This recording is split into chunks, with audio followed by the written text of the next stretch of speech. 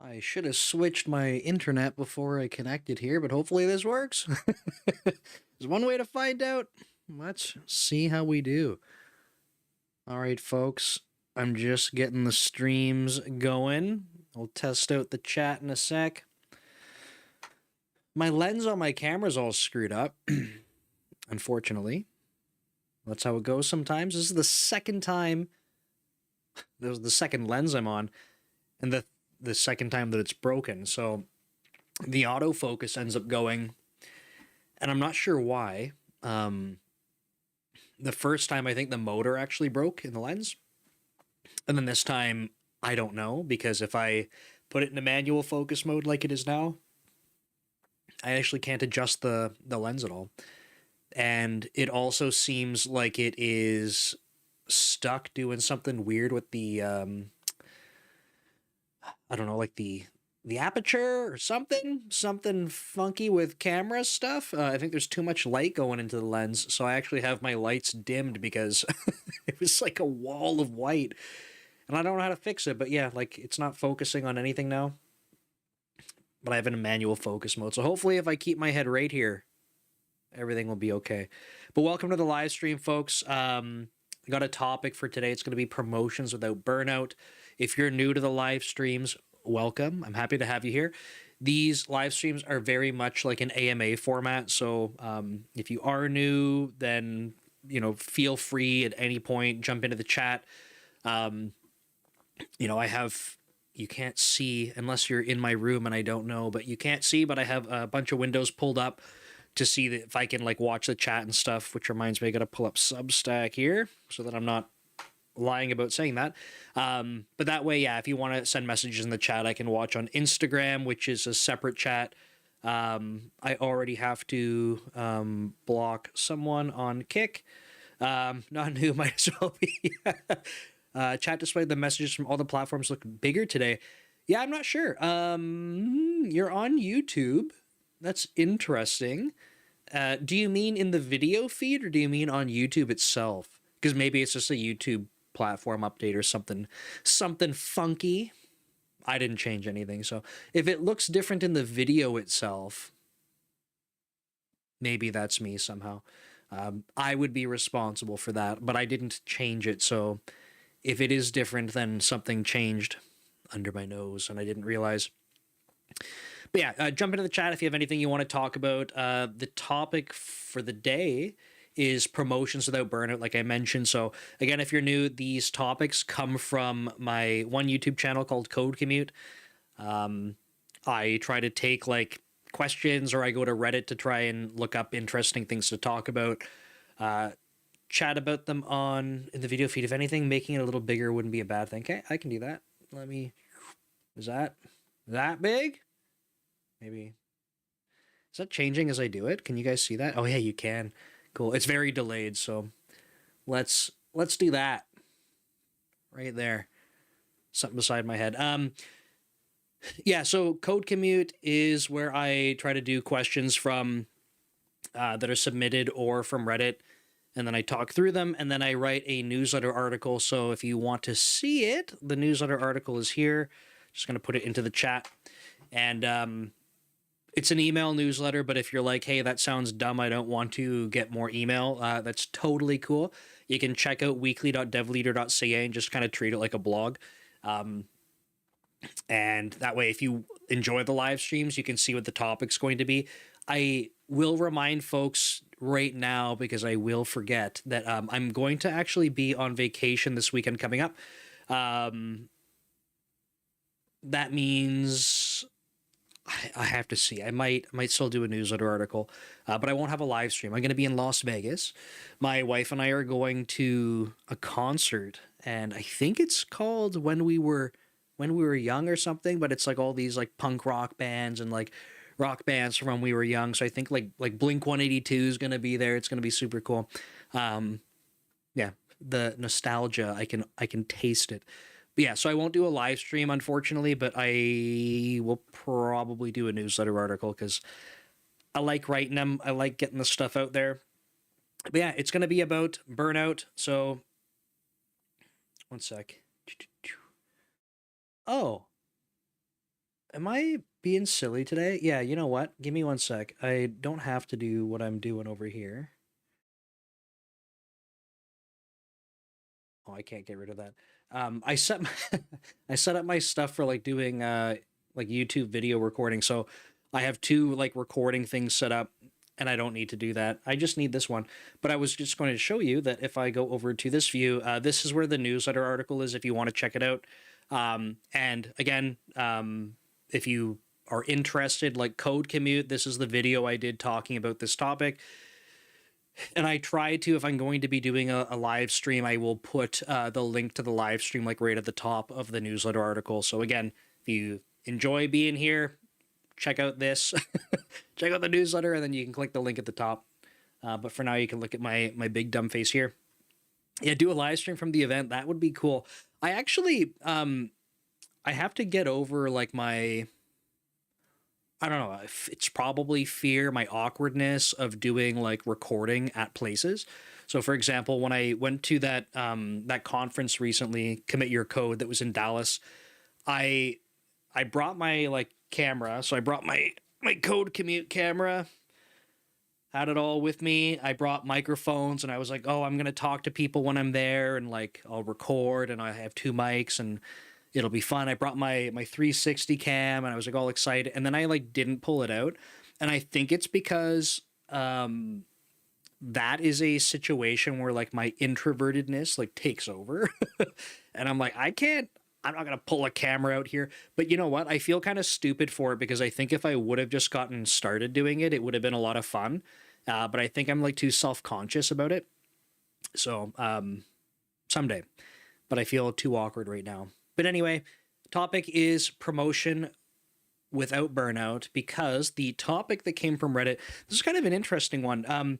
I didn't write the newsletter article with this like specifically in mind, the Reddit topic, but the Reddit topic was an individual that was in their post. They were kind of talking about the situation. It sounds like they had talked to their manager about promotion and stuff like that. Their manager's like, "Yeah, like you're on track, like you're doing all the right things." And then this person was like, "Yeah, but like I think I need to do more." So like, "Hey Reddit, like what are the things I should be doing more of?" And I thought this was interesting because I mean, for a couple of different reasons. One is like the the feedback from a manager when they're like, "Hey, yeah, you're doing great, pat on the back." Um it's a bit of like a crappy way to give feedback, but at the same time, I have absolutely had people like on my teams where in my mind I'm like, this person is definitely on track for promotion. Like the next time there's rewards conversations and stuff, like I plan to put them up for promotion, this kind of thing. And so part of me wants to be like, yes, you are doing a good job. No, there's nothing else you need to be doing aside from what you're currently doing. Everything's on track. But this feedback feels kind of weird because it's like the end result is the same, where it's like, I just, keep doing what you're doing. But I think the difference is really like offering clarity aside from just like, yeah, you're doing a good job, pat on the back. This is sort of the cheater feedback. It feels kind of like there's no effort put into it and it doesn't feel actionable. But at the same time, I know that I have tried to give feedback to people where it's like, I don't expect that you're going to do other sorts of, intense things like taking on, random new projects and stuff. I just want you to keep doing what you're focused on and things are in good shape. So when I was reading this post originally on Reddit, I was thinking like, I don't know which angle to take here, because maybe their manager is sort of like the typical not so great manager that's like, you're doing a good job. And you're like, does that actually mean I'm doing a good job or what? So I'm like, maybe that's one angle. But then the other side was, I was like, I feel like this person, even the way they wrote it, even if they had feedback from their manager that was like, "Hey, look, man, like next promotion cycle, we're putting you up for promotion. I feel confident about this."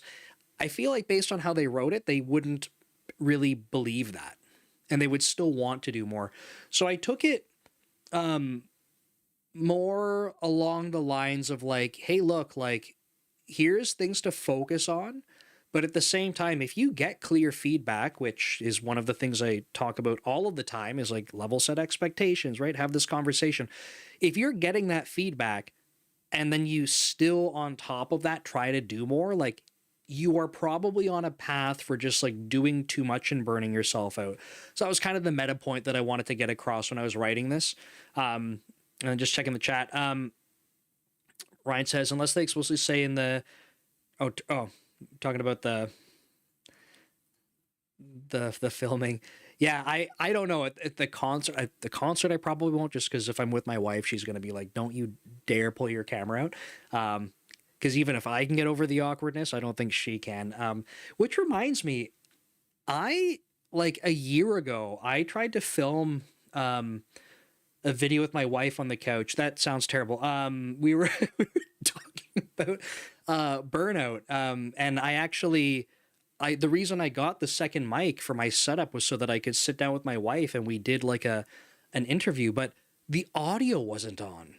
It was so frustrating because she's a therapist, and so we were talking about burnout and she was giving her perspective on it from like, I don't know, like a better perspective than mine, because she actually knows what she's talking about. And then there was no audio. So I should probably ask her to film that again. I was so proud that she did it. It was super cool. And I thought that it was super helpful. So I'll ask her again, but we'll see. Yeah, Devin says at one job I got the pat on the back feedback for 5 years. Yes, I stayed there too long. Yeah. Unfortunately, right? It's hard. There's a tricky balance, because there's some environments where like it feels like I feel like I haven't really had this, but I've heard from people saying like no matter what, like their manager's just like it feels like they have a terrible manager. They're like, I hate doing what I'm doing. My manager's always asking for more, and like it's like they're a tyrant. But at the same time, if you guys haven't heard there's like Radical Candor, which is a book. It's awesome. But in that book, they talk about another sort of quadrant, and it's called a ruinous empathy. And that's like one of the worst to be in as a manager, because you end up thinking that you're helping people just by like being nice, right? Like, yeah, good job. And it's like, is that actually helpful? Like, it's one thing to let people know when they're doing a good job, but if you never give them constructive criticism or help them grow, then you're not actually helping them, right? Is the video dead? I hope not. Someone on YouTube, let me know. Maybe I'll join on LinkedIn and see. That's crappy. It's going to be one of those days. It must be Monday, right? But anyway, yeah, ruinous empathy is pretty crappy. But it's a hard balance, because you need to find someone who's willing to give you feedback that's going to help you grow without like overwhelming you or just feeling negative all the time. Awesome. Thanks, Devin. Sorry, Nick Clark. I hope it comes back on LinkedIn. I don't see anything on my side that says it's busted, so give her the old refresher. Cool. So, and then Ryan says, I've always been in conflict about the whole do the work equivalent to your pay and only do more when you get paid more thing. Yeah, it's tricky, right? I think one of the points I was hopefully trying to get across in this article, and I'm not sure if it came across in the Code Commute video, to be honest.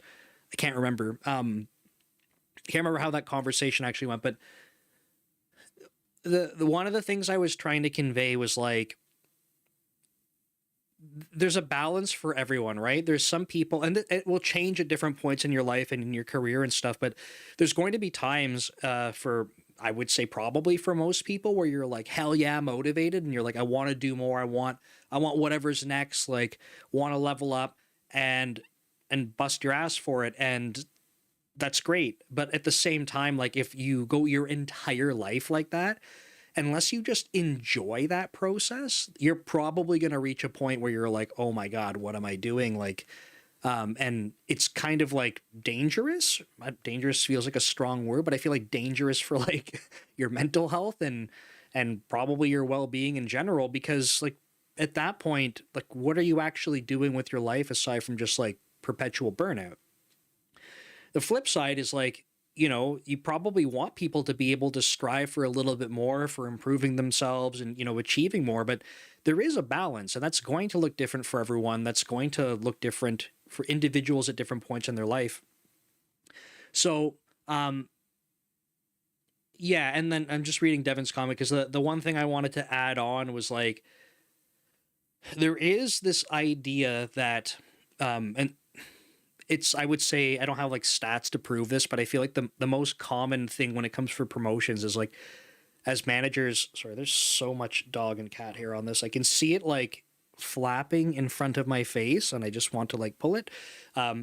It's very distracting. But as managers, we want to make sure that people are operating at that next level before giving them the promotion.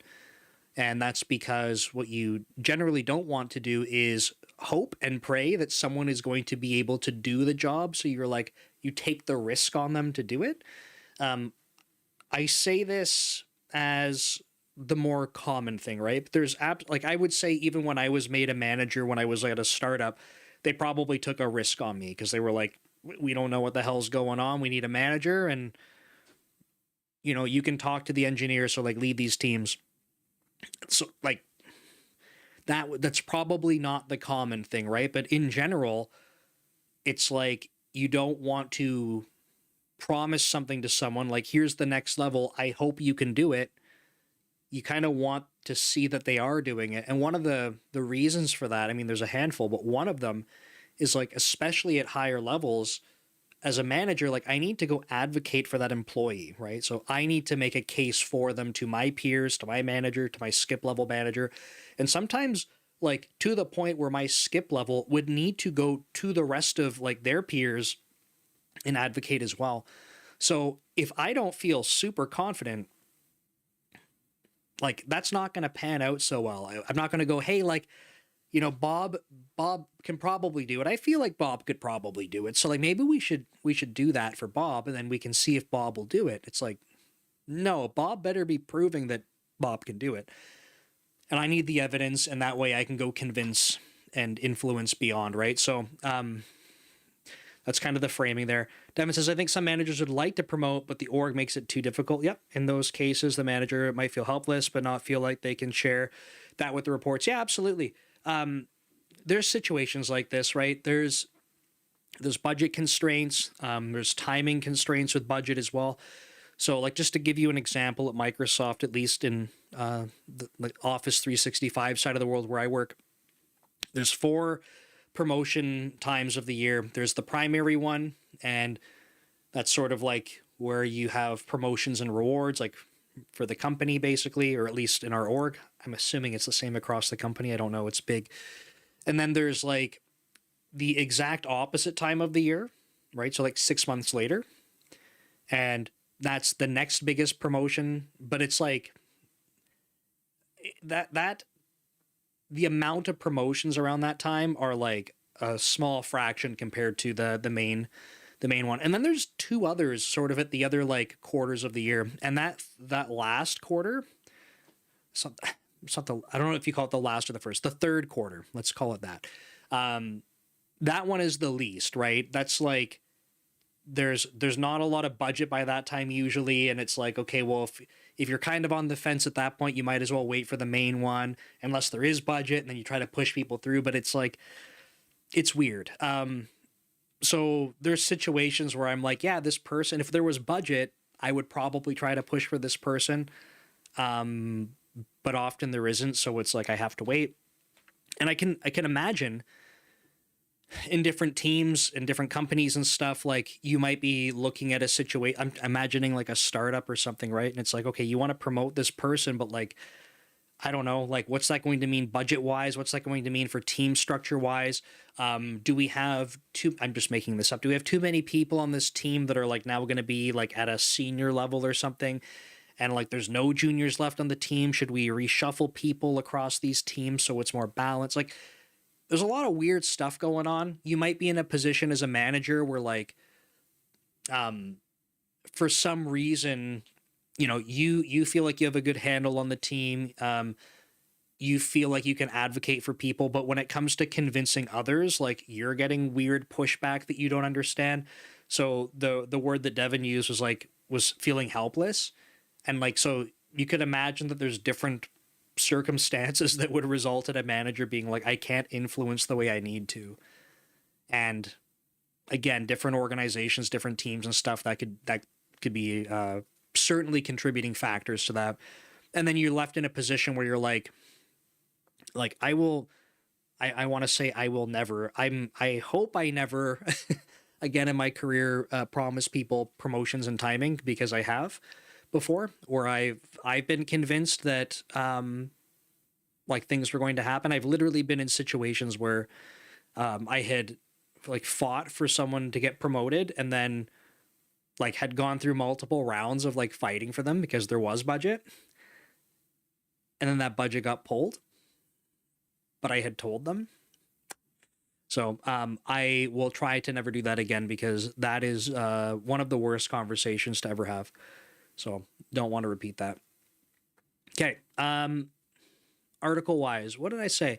I kind of already talked about this first one, promoting for like evidence-based, not hope-based. It's kind of the first thing I talked about. So I think the sort of the last point on this topic that I wanted to mention was like, I think that's an important mindset shift for individuals, because if you're feeling like you're not being given a chance, right? If that's the mental framing you have, like, I wish someone would take the chance on me to put me into that level, or to like to make me senior, whatever the next level is. If you're like, I wish someone would give me the chance for it, I think you will continuously be frustrated. And I say that because I just think that framing is sort of like the wrong way to look at it. It's not, I need the chance, right? Not chance, or the, you know, give me the opportunity and hope it works. It's, you need to be able to prove it. Now, it's different if you're saying those opportunities aren't coming up, or you're trying different things and people are taking those opportunities from you. That's different when it comes to projects and stuff. But if you're like kind of waiting, but this is the sort of the difference.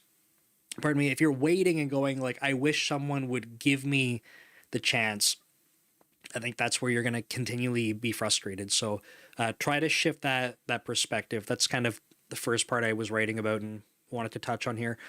The one of the big sort of takeaways from this was really around like more work not being the solution necessarily. And I think I probably wrote a silly example in the newsletter, and I don't know if on Code Commute I actually did a better job or not. But the sort of contrived example I think through is like, when we're more junior as developers, I don't know if people, you know, you might be junior right now if you're watching this. There might be individuals that can remember this in the beginning. Like when you're first joining a team or you're first getting started, there's going to be situations where you're like, you know, you're getting your first, you know, story or bug fix or whatever, and it's small, but like you're working through it and like you get it done, right? And then you get another one, and then at some point you're able to kind of juggle a couple of these. And the point is that like in the beginning, the work is, you know, it's relatively small, it's relatively well scoped, it's not overly complex, right? This is on purpose. It's because people want to make sure that you have momentum so that you can keep delivering, you can build the momentum and build autonomy as well. And that way you become more independent. Independent doesn't mean siloed, by the way, or like isolated. It just means that you don't need to rely on other people at every step along the way. But it's kind of expected in the beginning. Like you're going to have a lot of questions. People have to guide you more. That's totally fine. But over time, you build this momentum and you build some independence. The reality is that as that work becomes more complex, right? It's more ambiguous, more complex. You're going to be working on things that have bigger impact. But what's not happening is like, it doesn't scale linearly in terms of like the number of things you're doing. So as an example, I don't have good numbers in my head, so this is going to be right off the top of my head, and I hope it doesn't come back to bite me when I try to go through this. But if you're like when you're very junior, like you're able to juggle one thing at a time, and maybe, I don't know, if you're doing 2 week sprints or something, if you even use sprints, like you're in 2 weeks, you get, you know, one thing done. And then at some point, not long after, you're getting two things done in the sprint, right? So like one thing delivered per week. And then you start building more and more momentum to get to the point where maybe like in a sprint that's 2 weeks, maybe you're getting like, 3 or 4 things done. That's like 3 or 4 times what you were doing in the beginning. Like that's pretty good, right? But what doesn't happen in terms of scaling is it's not like, okay, well, now you're senior, you got to get 10 things done in the sprint. You got to get 15 things done in the sprint. Oh, you want to get to principal level? That's 30 things done in the sprint. Like it doesn't work that way, right? I'm trying to use like a kind of a silly example to illustrate it, but it's not just more things. Because if that were the mindset, it's like, okay, well, there's not enough time. Like we have to find more time. So I got to work late. I got to work the weekends. I got to get more of these things done. Right? That's not how it works. It's that the work that you're doing is more impactful. It's more complex. It's more ambiguous. It requires coordination with more people, different stakeholders, and the impact that you're delivering is greater. It might even take you a longer time horizon. So it actually goes the opposite way. Maybe in a sprint, you don't land, the big project that you're working on. Maybe that's going to take you 5 sprints in total, right? You deliver things along the way. But like, it's not just about landing more and more things. So the idea here is that like this more and more thing can kind of scale in the beginning. It kind of does happen because the things you are working on are smaller and more well understood. And that's totally fine. But it will change. And so I want people to think about this mental model of like the work that you're doing becomes more impactful, and it's not just about doing more individual things, but that's part of it. The other thing is that like okay, no, I kind of talked about it here, but I think I talked about it in Code Commute, and this, like, I think I knew this already, but I think the way that my manager had talked to me about it, like he said it in a pretty succinct way, and I was like, I feel like it's easier like for me to kind of recall this and like repeat it. But the way that he talked about promotions and stuff, he was like, look, like if you find that in order to like work towards a promotion, if you're like, that's going to require like late nights, right? Because some people will do this. They're like, I got to bust my ass if I want to get promoted, right? Like if you're trying to be at the next level, you have to, do more and work harder. And like, it's like kind of true. But if you're doing this, like working late nights all the time, or like you're trading all of your weekends all the time, you're kind of working like 6 or 7 days a week, like, 10 to 12 hours a day. And then you're like, well, it's okay because if I do that, I'm going to get promoted. And then once I'm promoted, it's okay. It doesn't work that way. And that's only partially true. It might work. Okay. So let me be clear. It might work. You might get promoted doing that.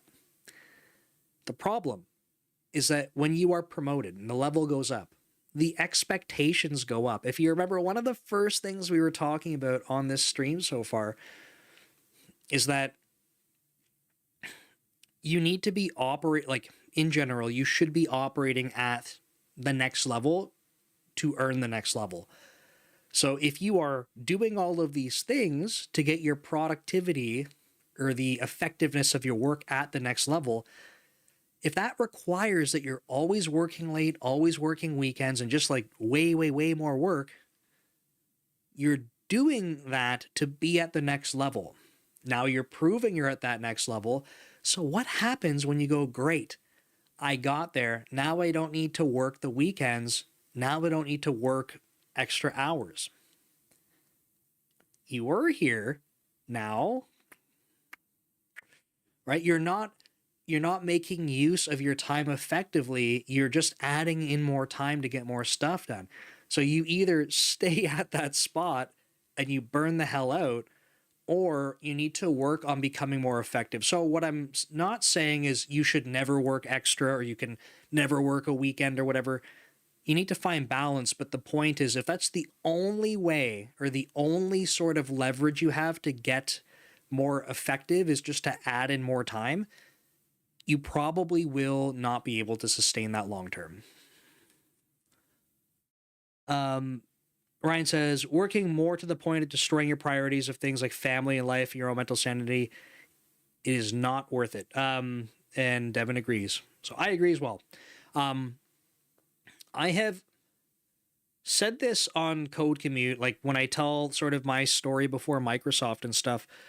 When I worked at a startup, I like to work, just for transparency.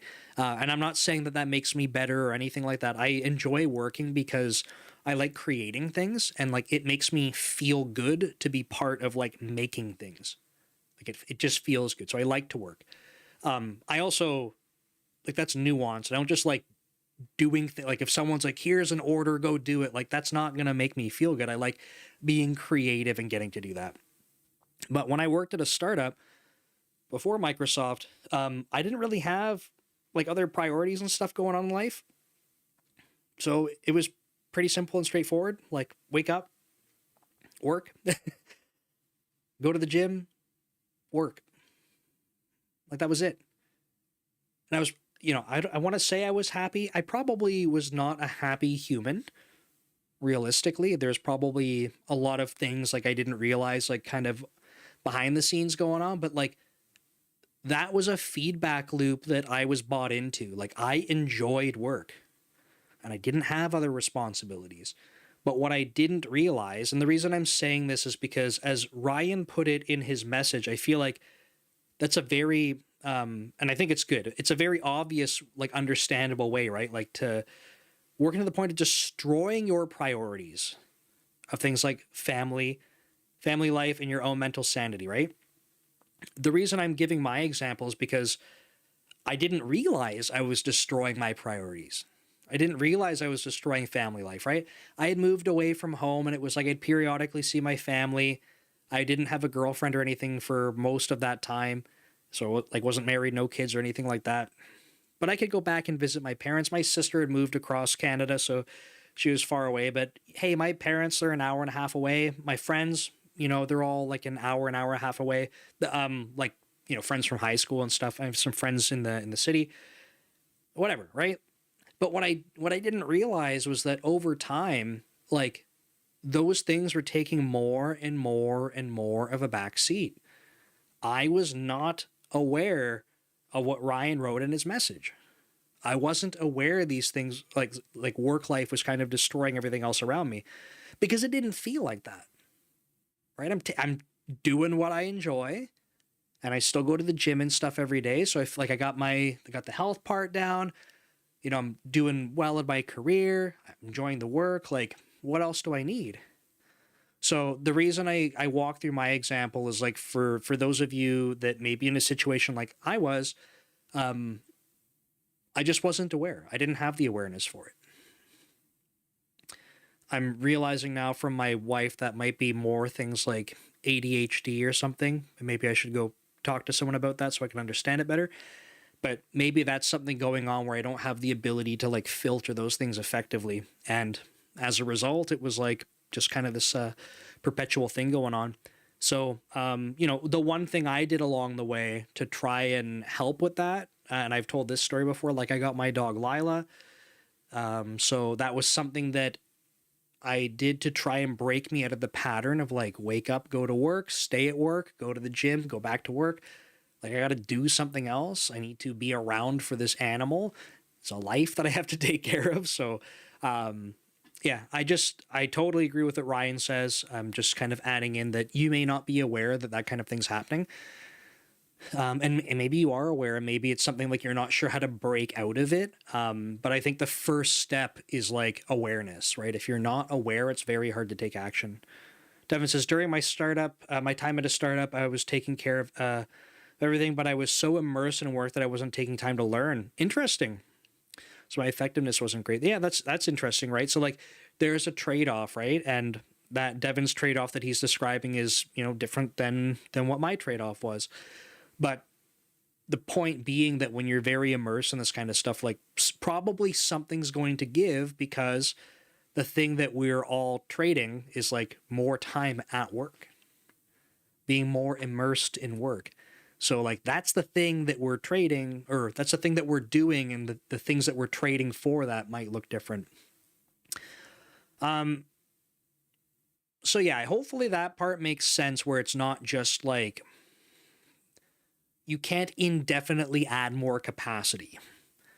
You may have points in time in your life. So the sort of the devil's advocate that I would like to give in my example, because if someone said, well, Nick, would you change what you did?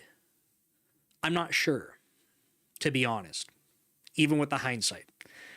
Like, part of me wants to say yes, right? Like, I think that, I developed social anxiety, so I think I'd like to like make that better. I was always introverted, but like it got to the point where I was like, I don't even know if I want to hang out with my friends, because if they're around other people I don't know, then like that might be kind of weird, and like maybe it's just easier to stay at home.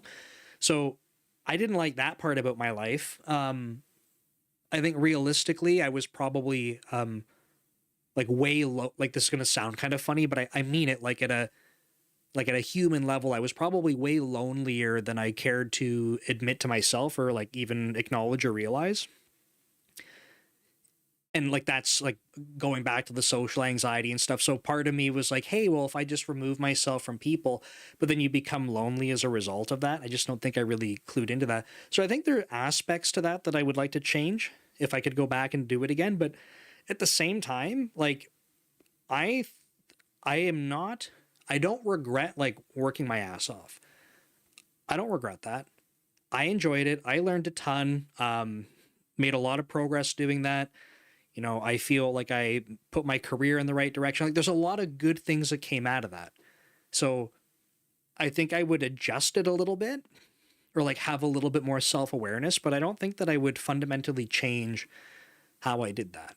Now, at this point in my life, right, like I am married, we don't have kids, but I can't work like 12 or 14-hour days. Can't do that.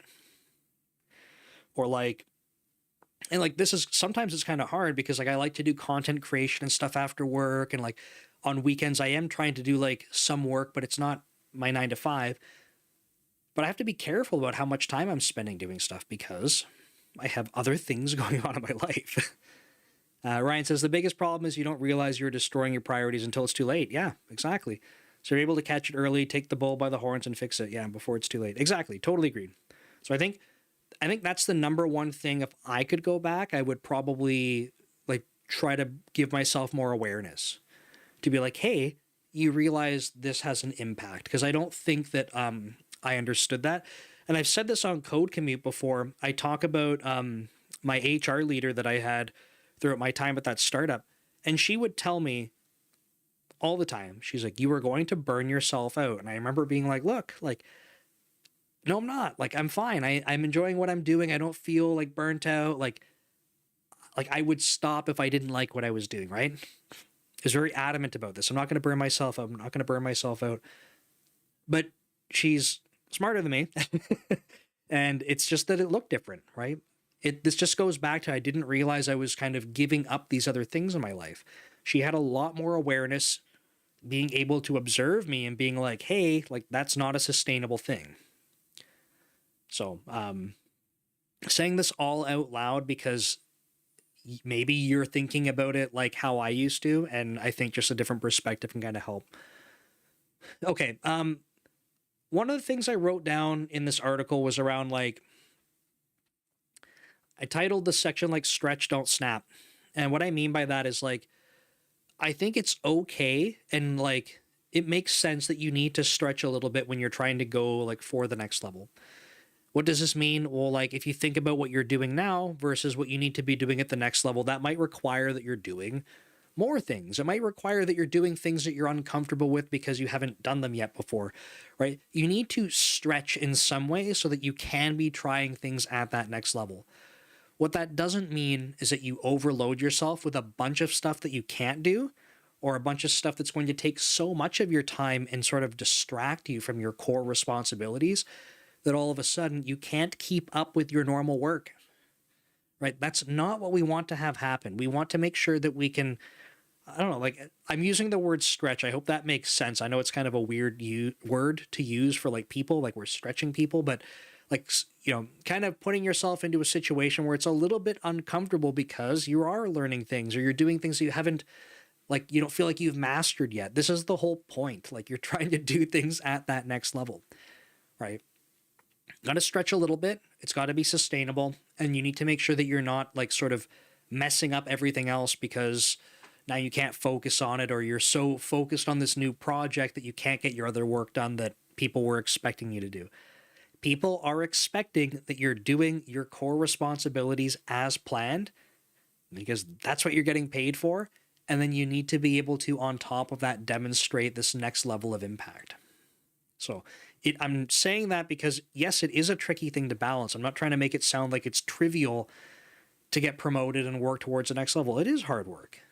It does mean getting uncomfortable, trying new things, building that experience up, but that's part of it, right? There is a balance to be struck. This next part is really the Code Commute special, because I say this all the time on Code Commute, but it just comes down to having a conversation with your manager early. And ideally, often. The word often is going to look different for different people. But the idea is, of course, like get on the same page as your manager, because if you are having a perspective about what you're doing, how that's moving you towards promotion, if you have that perspective in your mind, and that is a different perspective than your manager has, you will likely be disappointed. There is this chance that you won't be disappointed, you'll be pleasantly surprised, but regardless, I would say that you want to be, like the ideal situation is that you're on the same page and you understand the progress that you're making.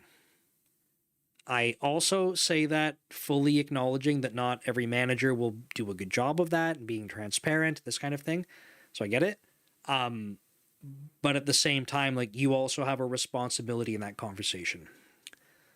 So I always recommend to people, like, if the thought of what I'm about to say makes you feel like wildly uncomfortable about trying to have this conversation with your manager, there's probably a different conversation we should be having before this, which is like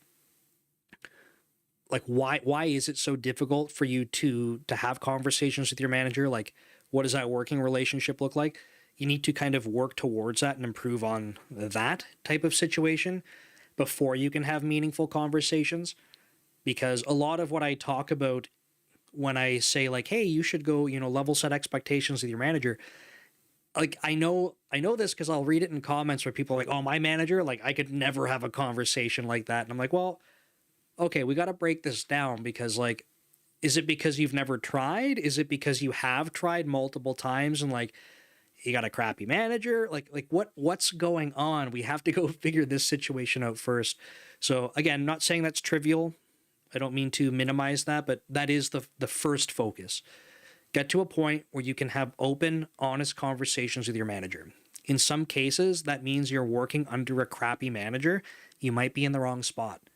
In other cases, that might be because you actually have not put in an effort to do it.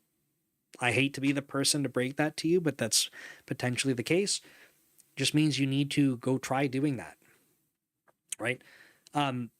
What I would recommend is, once you're in a position where you can have open, honest conversations with your manager, like I think, and I've talked about this on Code Commute, I've had people come to me and say like, hey, like I want to talk about like working towards the next level. Like, can we have a conversation about this? And like being very direct, very straightforward, it's not rude, it's not pushy. It's just like, here's the conversation I want to have. Here's why I want to have it. And like, can we talk through that? Like, absolutely. Cool. Like, for me, that's great.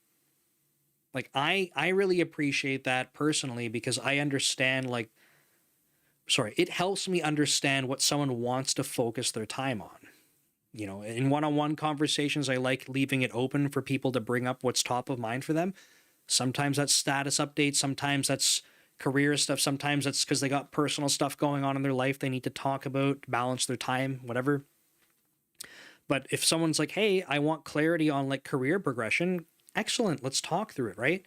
So I wrote down start with intent. So like go in to have the conversation with your manager and like bring this up as something you want clarity on. And then specifics, right? We kind of talked about this in the beginning. It can be tricky to get specifics because at some point, and I was trying to be honest and transparent about this earlier, I don't promise people timing for promotions. What I do feel more comfortable saying is like if there's a promotion cycle up, letting people know like, hey, look, like based on everything we're doing, I feel confident going into that to have a conversation about it. Right. I don't feel terrible or too awkward saying that, but I try to be transparent with them, right? Like I cannot promise you a promotion. I can't. It's literally not in my control to do that. I cannot promise it. But I think you asking for specifics around like, hey, if we're talking about things I need to focus on, like what are those things? This is how you try to break through that, like, oh, like you're doing good, like pat on the back type of feedback. Cool, I'm doing good. Awesome. What are the things that I'm doing good? Like what are those strengths?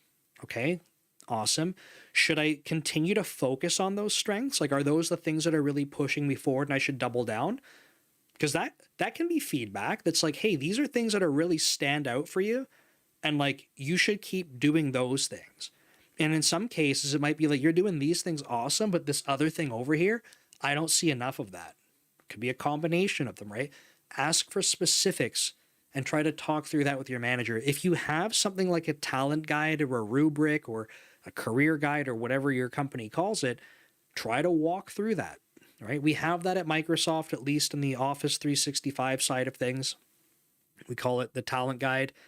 Actually, I think it's called a rainbow doc sometimes because the categories of it and stuff are all like color coordinated. So like we have that to walk through, and those are in that guide. It's like high level things, and then I can try to talk to individuals about the projects and stuff they're working on and say, here's how this parts of this project correspond to this. Right? This is how I get around this. I don't like saying to people, finish this project, you get promoted. I think that's not a good strategy. But I can say, if you work on this project, like these are the things that you are building experience in, or building like, what's the word? Like evidence, right? You're demonstrating evidence of these characteristics by working on this project, right? At higher levels, there is this idea around like what impact have you delivered. So sometimes that will mean like if you haven't landed anything and you haven't actually had impact, like that becomes a more difficult conversation, because at least when I have to go represent someone and make a case for them, I need to talk about their impact. And if it's like, well, they haven't actually landed anything or they haven't demonstrated that impact yet, that becomes a more difficult conversation. I wrote down plan together, and I think that's important because it's really just around like, that's where the aligned expectations are. So if your manager is like, hey, I think you need to focus on these things, and you're like, you're not agreeing with it or whatever it happens to be, like that's the thing that you really need to kind of nail down. Because if you leave a conversation like that and you're just not on the same page, like you need to have another follow-up conversation to close that gap, or else time will elapse and you're going to be left there going like, like, I don't know, like they said this, but I've been focusing on these other things still. And like, I hope that works. It's like, it probably won't if they were giving you clear feedback and you're just ignoring it, right? Or if they're giving you feedback and it's not clear to you, like get on the same page. That was step 3 in this article. And then I wrote down planning a timeline, and I said like I called out in this part that for me, it's not about, like I don't promise an exact timeline or whatever, but I can at least let people know how confident I'm feeling to go represent them, right? And so at least where I'm working now, I kind of mentioned the quarterly promotion kind of cycles, so I can at least have conversations around that. But I try to make it very clear with people.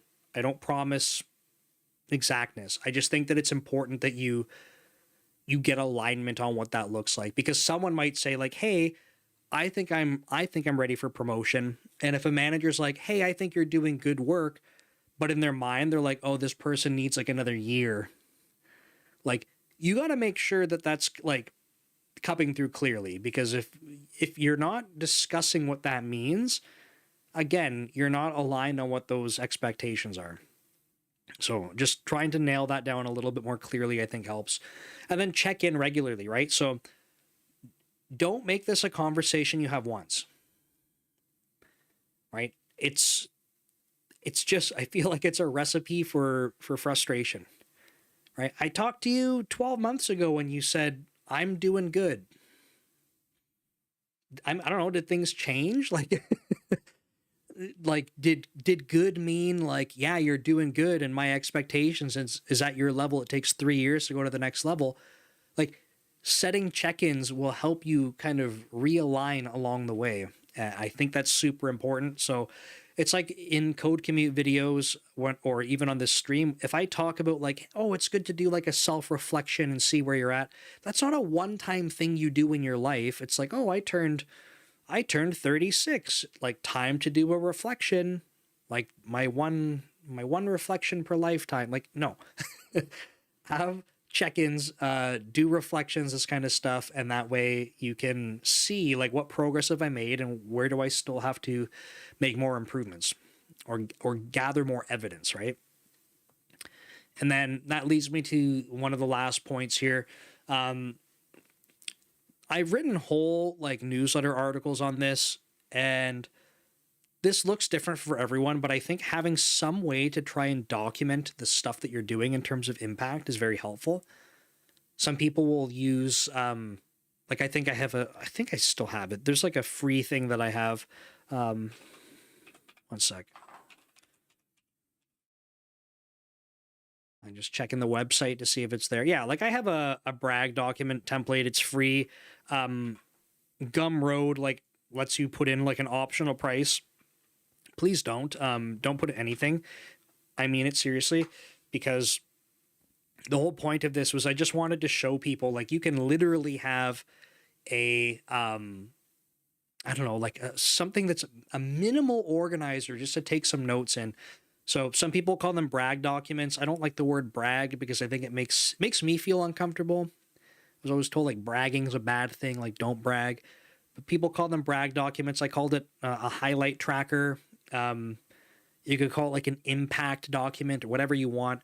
But the whole thing is just come up with a structure that lets you record your accomplishments, right? Have something. I've worked with people that use draft emails to themselves, right? They have an email in Outlook or whatever email client they use, and they just take their notes there. I think there's enough note-taking tools now. You don't need a draft email, but right, you can use, I don't know, Obsidian, Notion. You can use a pad of paper, whatever you want.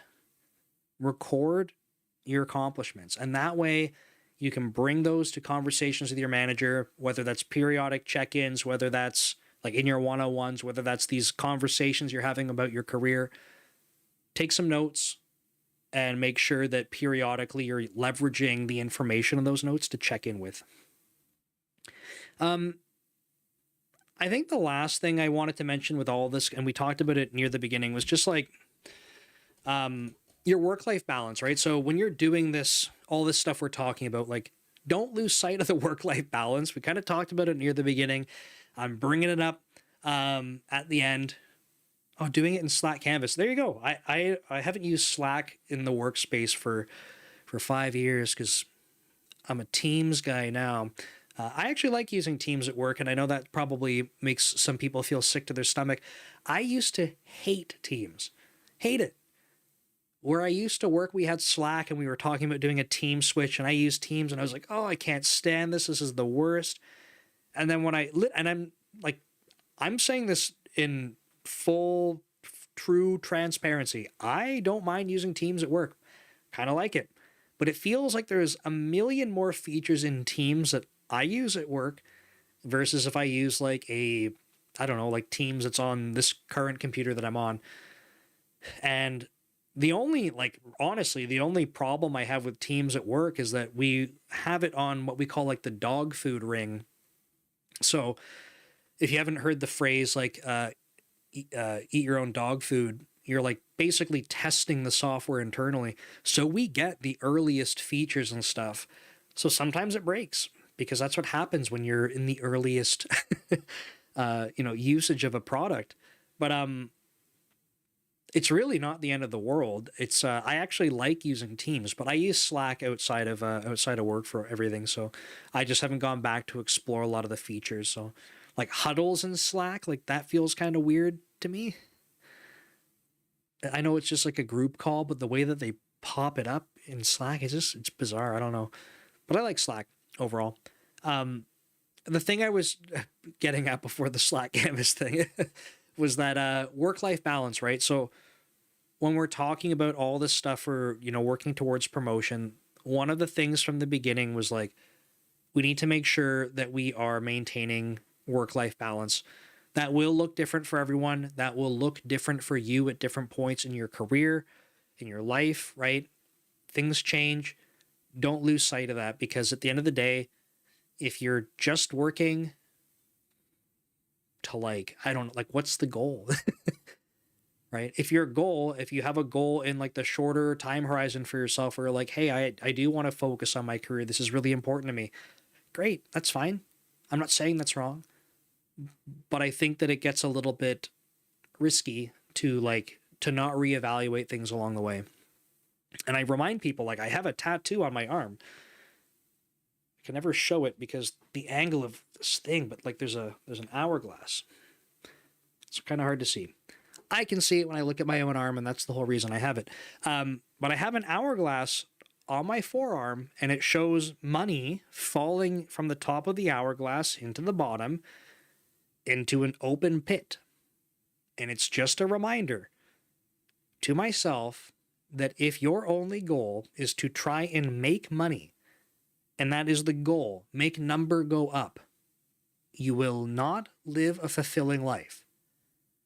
That does not mean that I'm not allowed to try and make more money, or that I can't, have goals that are financial or anything like that. It's not what it means. The point of the tattoo on my arm is to remind myself, if all you do is try to work to make a number go up, that will be a very empty life.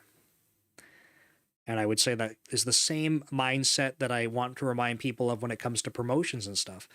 If the only thing that you're doing is just to be able to say I have a different title, or to make dollar go up, right?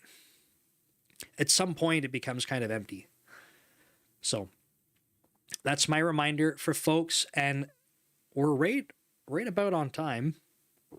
So I want to say thanks to everyone for being here. I'll start signing off now, but of course, if people have questions in the chat, drop them in there. I feel like my chat doesn't show Twitter anymore, which is kind of concerning. But I think Twitter people have chimed in, and they're like, it works. It's just that, just to give you an example, right now there's, on Twitter, if I look on Twitter, I can see that there's 36 people on the stream from Twitter, which is great. That's cool. On my view, it shows that there's no one from Twitter. So I'm like, okay, is it broken, or what's going on? Do people on Twitter hate me now? Bogdan says, happy to not be laid off for now. Yeah. Twitter test. There's DJ Neil. What's up? Good to see you, man. I got to meet DJ. It was sweet. I met DJ in Dallas. I thought that was super cool. Hey, Klaus. Good to see you. Devin's testing it as well. Okay, it works. Cool. Okay, folks, let me shrink my chat again. Ryan, I'm going to make it a little smaller. Hopefully you can still read it. There we go. Cool. Let me flip on over. There's the chat again. We'll pull it back up. For folks that didn't see, temperature hot. Dallas, DJ, I think you told me you're from around there though, right? I know you told me and I can't remember, so I apologize. I don't think you're from like right there, but I think you're from, at least you're closer to there than I am. That's for sure. Um, Sorry, folks. I'm trying to get this. This is where the newsletter is. Like I said at the beginning of this stream, it's an email newsletter. I will remind people every stream, like, please do not subscribe to my email newsletter if you don't want email. It's totally cool. I'm not going to be offended. Oh, sorry. Okay, DJ, I apologize. You're from Jersey. That's much closer actually to where I live back home. But like 2 hours south of Dallas. Wait, Jersey. Oh, but I live 2 hours south. Okay, okay, I see, I see. It says like, but I think it's supposed to say live. So left the cold. Yeah, I told my wife, like, well, I've told myself for many years, I'm like, when I move from Canada, I'm going somewhere hot. And then we moved further north to Seattle. But it snows less here, so it's okay. Yeah, so this is where the newsletter is. Folks, this is going to be the topic, basically every single live stream. Don't need to subscribe. You can just go to weekly.devleader.ca if you want to see what the topic is. This is the one that I was going through today. So usually on these live streams, if you didn't catch on, usually what I'm doing is just kind of scrolling through and picking out some ideas that I wrote about. And again, if you missed it, then I usually write the newsletter article on a Code Commute video. I'll jump over to Code Commute next. Code Commute is the YouTube channel that I have where I do like Q&A. So you can, on any video, you can leave a comment, ask questions. You can send me a message on any platform, doesn't matter. You go to codecommute.com. Sorry, I should have said flashbang warning. You can go to codecommute.com. There's this anonymous checkbox, right? Write whatever you want in here. It sends it over to me. I have no idea who you are when it does this. It comes from my email, so if you write something and I can't figure it out, then I can't help you. So try to offer detail, but like I said, I can't, if you submit this way and you are ambiguous, I can't even ask you to clarify things because I don't know who you are. But Code Commute's also available on Spotify, so you can check that out. Some people asked for Spotify episodes because if they don't have YouTube Premium. A lot of people that watch Code Commute just leave it in the background. They go do chores, they go do whatever else. They stay busy doing important stuff and they leave Code Commute on in the background. So they said, hey, like, I don't have premium. I don't want to leave my phone open. Can you put it on Spotify? So I think I got up to 312, I think, videos scheduled on Spotify. So only about 50 behind from YouTube, which is pretty cool. And I'll keep posting there. YouTube channel wise, I got a couple others. This is where I'm streaming to right now on YouTube. This is the Dev Leader podcast. I have a few of the podcasts I still have to re-release on this channel, but slowly doing that. I got a couple more going up. So I just interviewed Danny Thompson and Rob Osell from this.labs. They're actually... Danny was the person who hosted the conference that I got to meet DJ at in Dallas, so I interviewed him. I have one that's going up on Wednesday with a person named Claire. I met her at the conference. And then I have one that I'm recording on Friday, and I didn't meet her in Dallas, but she was also at that conference, so I followed up with her, and we'll do a chat. And I got, I don't know, like, I think I wrote it down in my notebook. I think there's like 15 people or something that I messaged from the conference, and I was like, hey, we got to get on a podcast together. So I live stream to this. Is it not showing the live? What's going on? Oh, there it is. Okay. So waiting for that. So yeah, this is where I do that, live streams and the podcast. My main YouTube channel is just Dev Leader.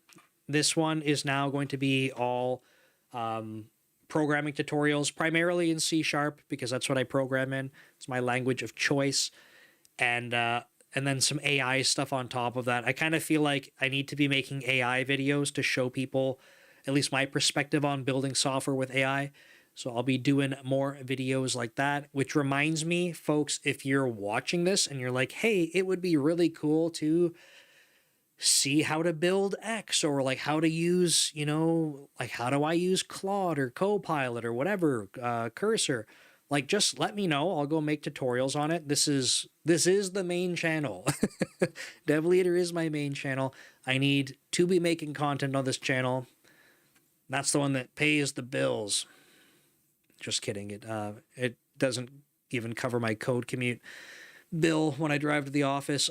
Dev Leader Path to Tech is where I do resume reviews. I had a couple people send them in recently. So I have 2 more that are going up. Resume reviews are free.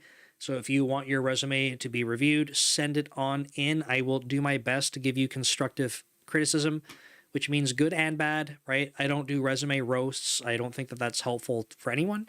So my goal is not to make fun of you. My goal is just to offer my perspective if I were reading the resume as a hiring manager. And what else? Oh, this is where this is the one that pays the bills. So I have courses available. I still need to follow up with Nick Chapsis because I have another course that I've proposed, and I don't know if I actually need to wait for my new lens to start recording it, but I don't know if I have the official sign off on it. Let me accept all the cookies.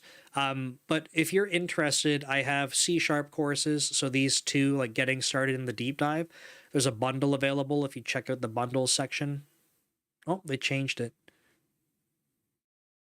Oh, interesting. The site is new since I've been here last live stream. Maybe there is no bundles. I don't know.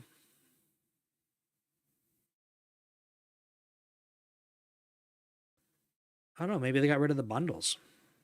I should check some of my links because I put bundles linked everywhere. Oh, maybe it's here.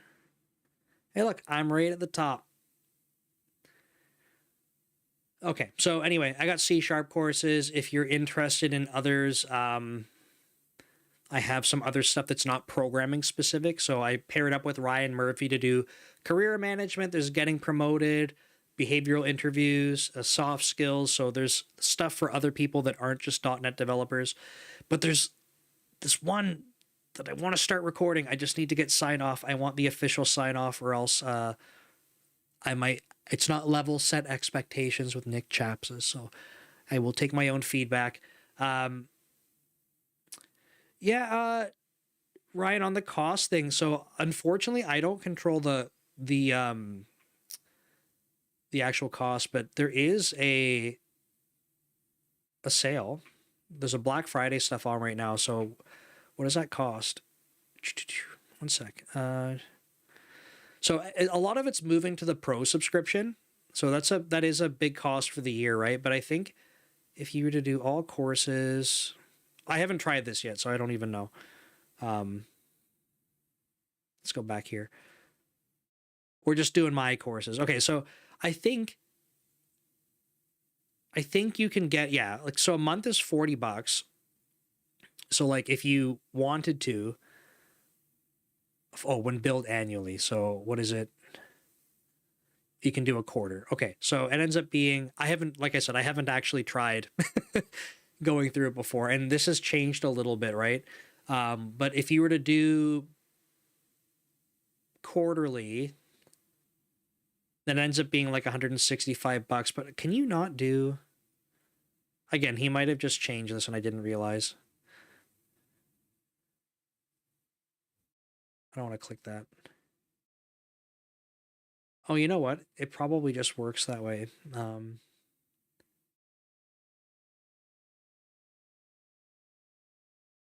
Maybe. Oh, I didn't realize there, but this button or this little icon here is Pro only.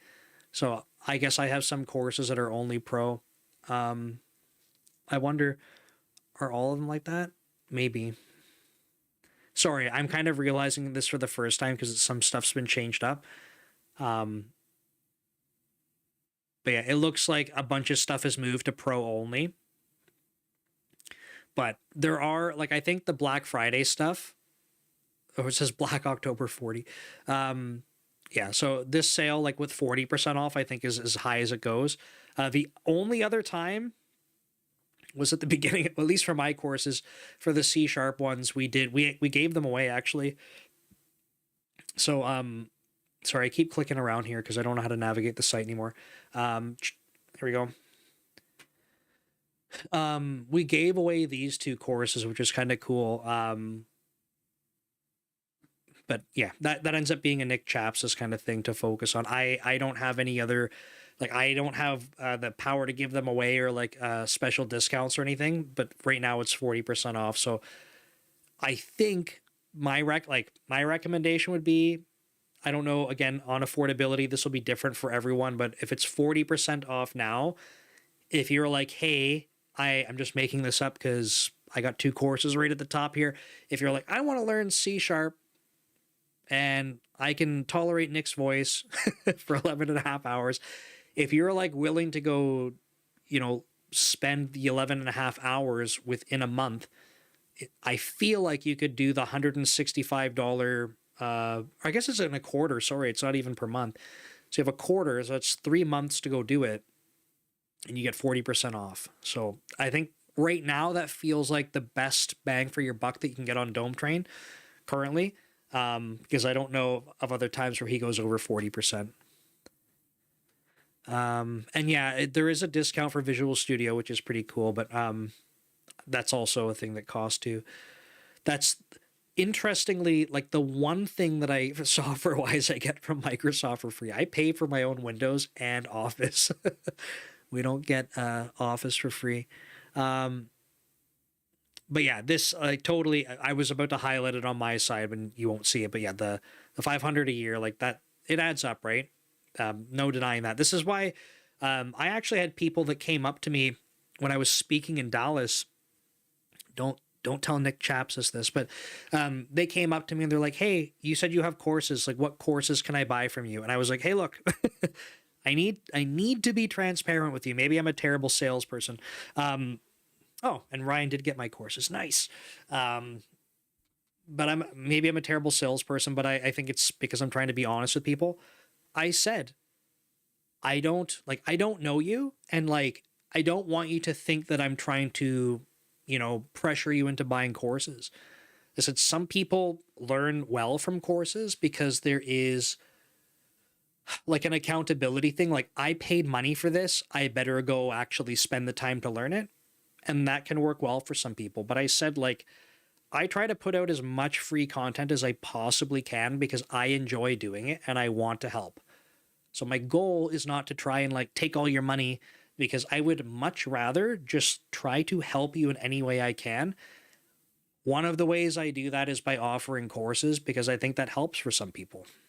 And so I told someone at this conference, I said, here's where you can find my courses, but if you just want to like learn things, like, I have a YouTube channel, and if there's stuff that's not there that you want to learn about, just message me.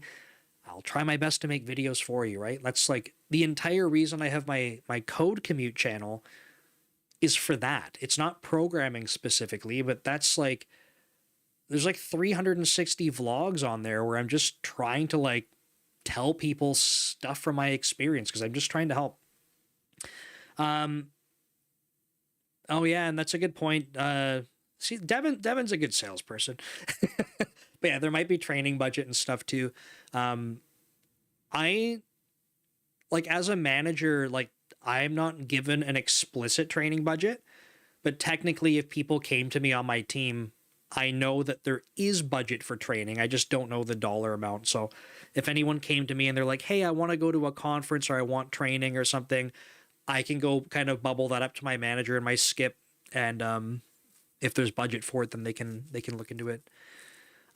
Okay, folks, last thing I'm just going to look at is Brand Ghost. Brand Ghost is the thing I built on the side for folks that see the content I post on other social media platforms. So all of you Twitter people, if you see my 11 p.m. Pacific jokes, my tech jokes on Twitter every day, they come from Brand Ghost. I built Brand Ghost to help me with my content creation so that I can focus on creating content, not posting it everywhere, right? So if you see posts that I make, I'll give you another example. I posted on today, I shared a video. For the first time in a long time, I did a manual post to LinkedIn on Friday last week. And I posted a video of me deadlifting, PR, 490 pounds. Felt awesome. Actually tore my hand open. It's all blurry now, but only a little cut left. But I used Brand Ghost today, and I sort of cross posted it to every other platform. But I use Brand Ghost to like perpetually schedule all my content. So if I pull it up, I like showing this because I think it's cool. Give me one sec. Get in there. So this is my content calendar, right? This is October. This is November. This is December. This is January of next year. This is February of next year. If you notice, all of these days already have content forever, right? This is April 2026 on a Tuesday, the 14th, right? There's all my posts that are going out. These are posts that I've written, right? If I just show you very briefly, one sec. Just want to move it from under my head.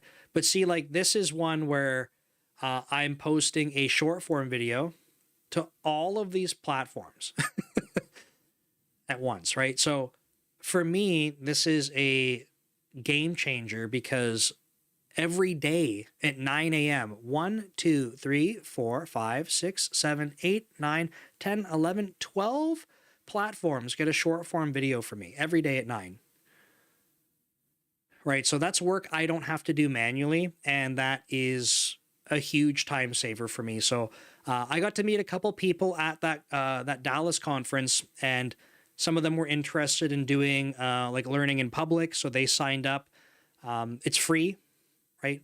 There's a paid for version of it, but that's if you're kind of, I don't know, if you're running a small business and you're trying to like have content going out for your business, paid for version might be helpful. But again, like this is, hopefully it comes across this way when you watch my content. Like my goal is to try and help. I feel like if I'm not helping people, then like, let me say it a different way. If I'm helping you, you may find at some point you're like, hey, maybe there's more that I can pay for that would be beneficial. I don't want it to be the other way where it's like, it feels slimy and like I'm trying to take your money for stuff and you're like, I don't even really trust this guy. Like I will give you Brand Ghost for free. It's free, go use it. And I hope that I do a good enough job where you're like, hell yeah, this thing rocks. And if it doesn't, then you tell me and then I make it so that you're like, hell yeah, this thing rocks, to the point where you're like, I would pay money for the next level of this. That's my goal. That's how I plan to build everything for the rest of my life. If you're not convinced that it's going to be a hell yeah thing, I don't want your money.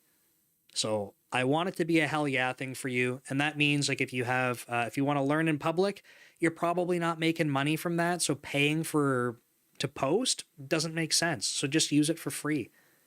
I would much rather you try to learn in public and post your stuff for free and you're actually doing it than not. So do that.